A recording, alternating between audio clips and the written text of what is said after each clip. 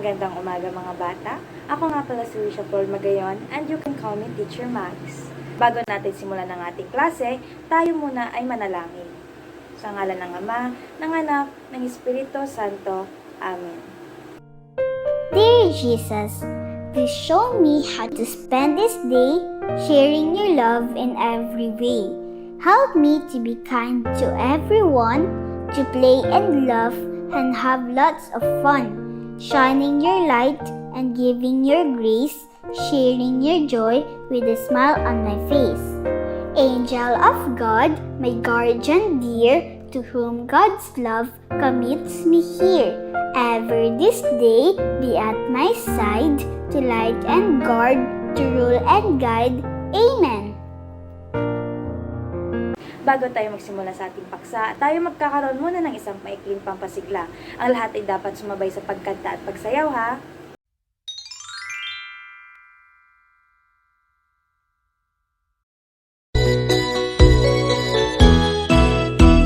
May tatlong bibe akong nakita, mataba, mapayat mga bibe, ngunit ang may pakpak sa likod ay isa. Siyang nilalalang sabi ng kwak, kwak, kwak, kwak, kwak, kwak, kwak, kwak. Siyang nilalalang sabi ng kwak, kwak. Tayo na sa ilog ang sabi, kumending, kumending ang mga bibe, ngunit ang may pakpak sa likod ay isa. Siyang nilalalang sabi ng kwak, kwak, kwak, kwak, kwak, kwak, kwak, kwak. Siyang nilalalang sabi ng kwak, kwak. May tatlong bibe akong nakita, mataba, mapayat mga bibe, ngunit ang may pakpak sa likod ay isa. Siyang nilalalang sabi ng kwak, kwak, kwak, kwak, kwak, kwak, kwak, kwak. Siyang nilalalang sabi ng kwak, kwak. Kids, did you get the actions? It was very easy, right?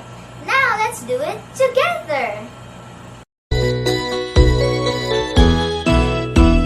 May tatlong bibe akong nakita, mataba, mapayat mga bibe, ngunit ang may pakpak sa likod ay isa. Siyang nilalalang sabi ng kwak, kwak, kwak, kwak, kwak, kwak, kwak, kwak. Siyang nilalalang sabi ng kwak, kwak. Tayo na sa ilog ang sabi, kumending, kumending ang mga bibe, ngunit ang may pakpak sa likod ay isa. Siyang nilalalang sabi ng kwak, kwak, kwak, kwak, kwak, kwak, kwak, kwak. Siyang nilalalang sabi ng kwak, kwak. May tatlong bibe akong nakita, mataba, mapayat mga bibe, ngunit ang may pakpak sa likod ay isa. Siyang nilalalang sabi ng kwak, kwak, kwak, kwak, kwak, kwak, kwak, kwak. Siyang nilalalang sabi ng kwak, kwak. Ayan, ano ang naramdaman nyo habang pinapakinggan ang musikang inyong narinig? Madali bang sabayan ito ng palakpak at pagsayaw? Pakiramdaman nyo ang tibok ng inyong puso. Mabilis ba ito o mabagal? Ang isang malusog na puso ay merong matatag at regular na ritmo. Pero sa tuwing nag-exercise o sumasayaw tayo, ang tibok ng ating puso ay hindi na magiging regular sapagkat ang pagsasayaw at pag-exercise ay isang physical na aktibidad na kung saan ang ating katawan ay kailangan gumamit ng mas maraming oxygen. Kung kaya't ang rate ng ating puso ay maaaring bumilis o bumagal sa tuwing nag-e-inhale at exhale tayo. Ang pag-aaralan natin ngayong araw ay tungkol sa ritmo ng musika. Ano nga ba ang ritmo? Ang ritmo ay ang regular na pagpulit ng pataas at pababang tunog. Ito ang organisadong istruktura ng mga tunog at katahimikan sa musika. Lumilikha ito ng pakiramdam ng pulso, paggalaw at daloy sa musika. Meron ito mga elemento kagaya ng tempo, beats, meter at accents. Ano nga ba ang koneksyon ng ritmo ng musika sa ritmo ng ating puso?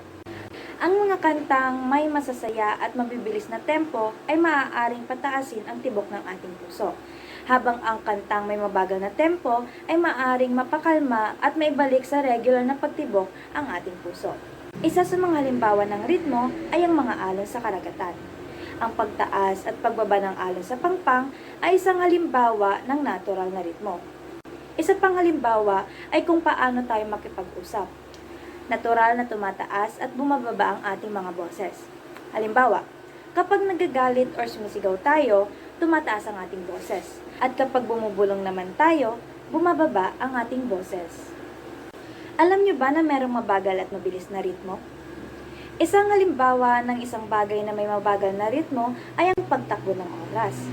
Diba napapatingin na lang kayo sa orasan at napapaisip na kung bakit ang tagal mag-recess o kaya naman mag-uwian?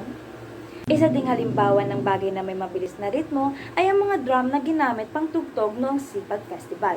Sunod naman nating tatalakayin ay tungkol sa pitch. Ano nga ba ang pitch? Ito ay tumutukoy sa pagbaba o pagtaas ng isang tunog. Alam niyo ba ang kadalasan sa pagbilis ng ritmo ay siyang pagtaas ng pitch at sa pagbagal naman ng ritmo ay siyang pagbaba naman ng pitch nito. Halimbawa, kapag mabilis kang nagtatype sa keyboard, makakarinig ka ng mabilis at mataas na tunog ng ritmo. Isa namang halimbawa ng may mabagal na ritmo at mababang pitch ay ang mabagal na pagtunog ng isang malaking orasan. Mayroong dalawang elemento ang pitch. Ang low pitch o ang tinatawag nating mababang pitch at ang high pitch o ang tinatawag nating mataas na pitch. Tandaan lamang natin na ang mababang pitch ay mayroong mababang frequency sound, samantalang ang mataas na pitch ay mayroong mataas na frequency sound. Isa sa mga halimbawa ng low pitch ay ang bass guitar o kaya kapag nagsasalita ka ng kalmado o ang tunog ng isang leon. Isa naman sa mga halimbawa ng high pitch ay ang pag-iyak ng isang bata o tunog ng isang violin. Bago natin tapusin ang ating klase, magkakaroon tayo ng isang evaluation activity. Tanawin ang mga sumusunod na larawan at kilalanin kung ang mga ito ay mayroong mataas na tunog o mababang tunog.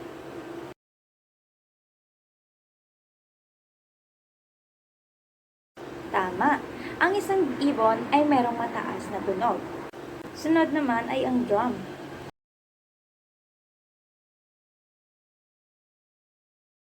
Tama, ang isang drum ay mayroong mababang tunog.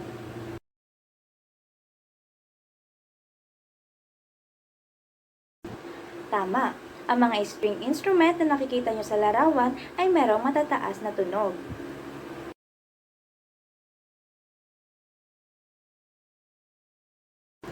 Tama, ang isang pito ay mayroong mataas na tunog. At sa panghuli, ano nga ba ang tunog ng isang balyena?